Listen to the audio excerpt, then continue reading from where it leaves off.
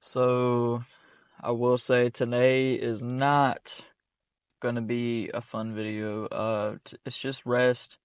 I didn't get no sleep last night, which I was planning to do a rest day anyways, but I didn't get no sleep last night, so I'm not even gonna do abs today.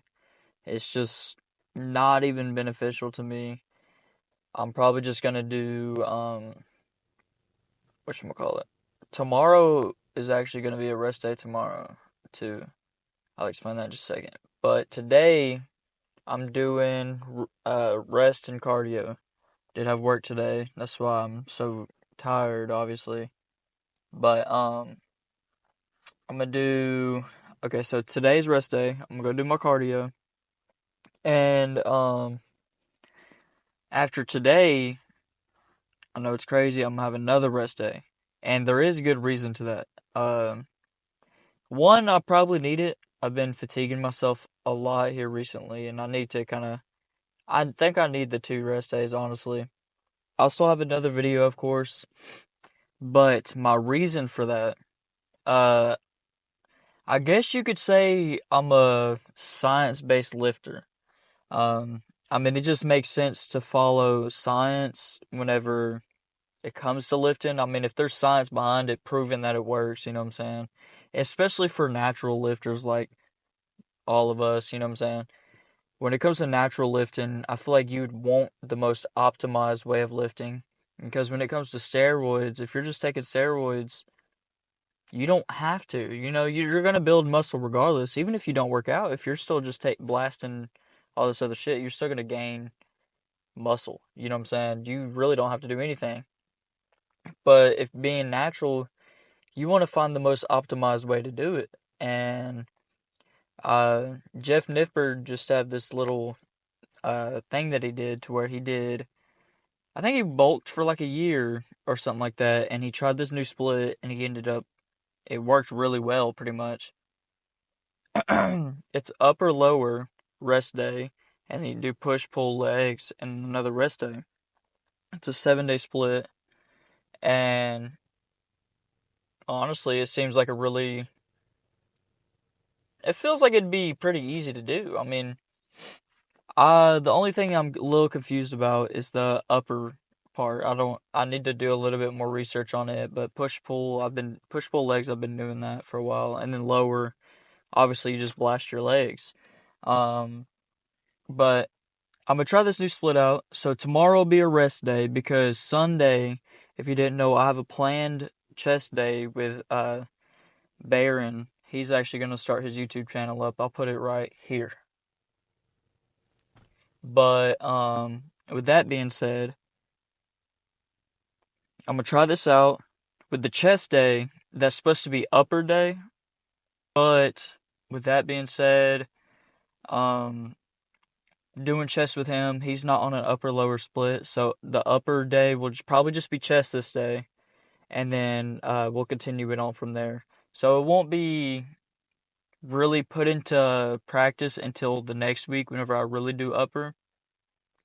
But yeah, I'm gonna try this split out. If I don't like it, obviously I'll just switch back. But I don't know why I wouldn't like it. You get more rest days, but you're working everything the way that it lines up. If you do it yearly, you get more working sets in on every single one of your muscle groups and more rest days. So it's a lot more optimal. And it just seems like with me having a 40-hour work week, it just makes the most sense to try and get more rest days and also working out the same amount or a little bit more, but it's like going to be more beneficial to muscle building. So that's what I'm gonna try. Because I really don't care for rest days. I really do like being in the gym every day. But if I'm gonna be as optimal as possible, I need to start taking my rest days. Which I do have a few rest days on this channel, but there's a lot of days where I probably should take a rest day because, I'm just tired, I'm fatigued, but I just want to get in there and I just want to, lift some heavy weight. I guess that should be a message to y'all that you don't need to break yourself down so you can, because the whole muscle building thing, recovery is one of the key steps to even building yourself up. You know what I'm saying? Recovery is very important. If you're not getting that sleep, the nutrition, the resting, just all of it, then there's no point. If you're just constantly working, your body has no time to even heal itself. So, yeah. Well, with this yap session, uh, I just wanted to explain the split that I'm doing and why I'm gonna have 2 rest days. Uh, so I'm gonna go in here, do my cardio. If I feel a little better, I'll probably do some abs, but dude, I'm freaking tired and wore out. So worst case scenario, I'll just do it tomorrow because obviously I plan to get better sleep. You know what I'm saying? So tomorrow I'll definitely have more energy. So tomorrow I will actually have workouts in, but I'll have a post cardio talk. So after my cardio, I'll come back and talk to y'all. And I'm just doing 30 minutes because obviously I got like 10,000 steps in today with me being at work and everything. So, yeah, I'll see y'all after cardio. Yo. Okay. I always forget to punch the camera again whenever I'm like in the gym for the first set, but whatever.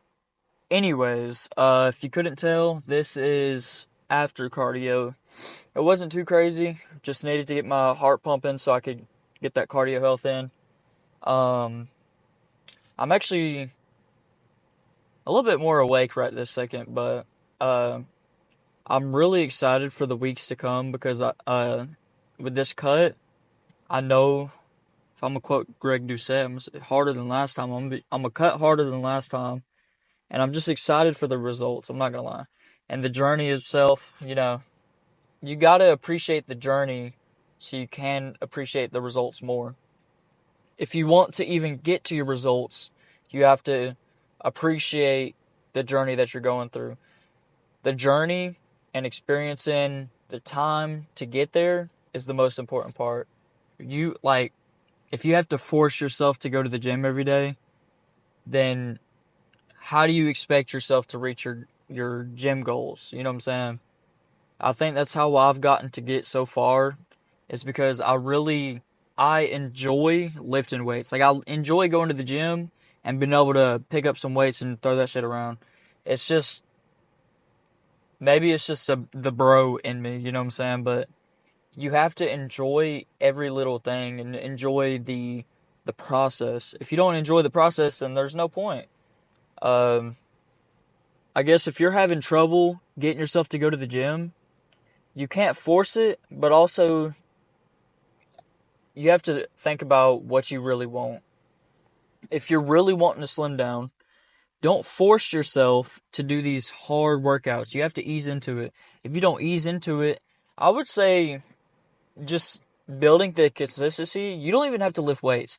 Building the consistency of going to the gym and just doing even just 15 minutes of cardio. Walk on the treadmill, sit on the bike for a few minutes. But you have to there's got to be a starting point, and the starting point for me is always the consistency. Find your goal. Find the first step to the goal, which to me is consistency. So, find the goal, start on it, build the consistency, and as you build that consistency, with going to the gym, you'll be able to add on more things, and when you have the consistency to add more things, then the progress will it'll just go like this. Even if you stop going to the gym after you build 6 months of consistency, you stop going to the gym for a month. You come back, you're going to build up faster than last time because you built that consistency up and you know what to do. But even then, if you're going to the gym consistently for 6 months, it's very unlikely for you to just stop. Because if you're consistent in the gym for 6 months, then obviously you probably like it. It's hard to do something consistently that you don't like. You know what I'm saying? So even if you're doing these little mom classes, like these little jumping around on the little bungee jumps, you just have to find what is motivational, or really you want to be on discipline, because if you're disciplined, then there's no breaking it. But You gotta find, what am I yapping about? I'm yapping a little too much, but uh basically be consistent, show up, and just get shit done. I mean, it's that simple. Once you have that consistency, there's nobody stopping you. It's you versus you, and I mean, there's no one holding you back at this point. I mean, someone can only hold you back so far, but like at the end of the day, it's your decision to go to the gym. It's your decision to eat McDonald's, Burger King, Wendy's, anything like that. So, yeah, that's all I gotta say. I think today I weighed in at 177. So, I want to say this is day 4 of the cut. So, technically, I've lost a pound a day, which, uh, don't, don't sit there and kind of go after what I'm doing, because my first 4 pounds a day, that is literally just water weight and bloat and carb depletion. So the first few pounds, I'd say the first like 5-6 pounds, whenever you're at like 17-18% body fat, those first 6-7 pounds is gonna be easy to like just throw off of there. That's why I'm kind of confident in this 10-pound weight loss.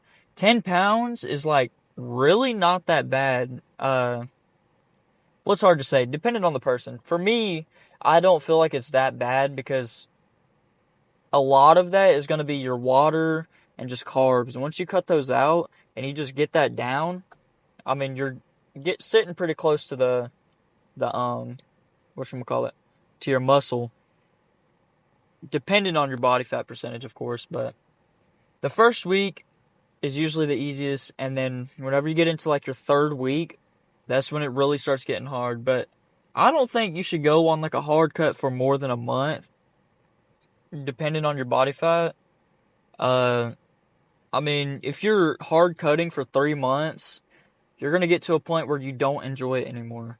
So I would say what I did personally to help me go back into my cut is this is more biased towards the higher percent body fat people. But what I did is I was at 190. I cut down to 180. That took about a month. It was about 10 pounds. And I maintained, well, actually, I think I went from 190 to like 177, something like that. Anyways, you cut down to that body fat, right? You find the maintenance calories for, if I was at 190, I cut down to 177. I found the maintenance calories for 180. Whatever worked for me.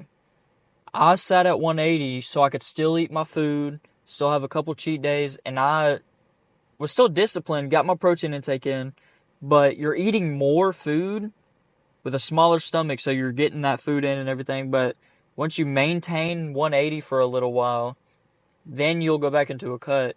Because if you just cut, and you get shredded to the bone, for one, if you're higher in body fat, you're going to get loose skin. But you have to find a way to make it to where you can enjoy the sport of lifting. You know what I'm saying? So finding that maintenance and then just cutting again, to me, it makes it easier, because whenever you're maintaining at that weight, you're not so stressed out about, oh, I got to lose this much. No, you just got to kind of get your protein. You can have a cheat day here and there, but don't go crazy. Obviously be aware, and then go back into a diet because you got to lock back in. Anyways, that's done with the video. I've been yapping for a little while now, but to be honest, I don't really talk outside of this. I'm a very antisocial person, not gonna lie. But that's alright. Trying to think. So tomorrow will be another rest day. I'll definitely do abs and forearms tomorrow because I need to. I don't wanna not do them. So abs and forearms tomorrow, and then we'll have a chest day with Baron. I'm kind of excited for that, honestly. Mainly because it's chest day and I haven't done it in like a week. But it's nice to work out with some other people. And there might actually be a couple other people coming too, so we'll see. Anyways, enough with the ab session. I will see y'all tomorrow for another cardio talk.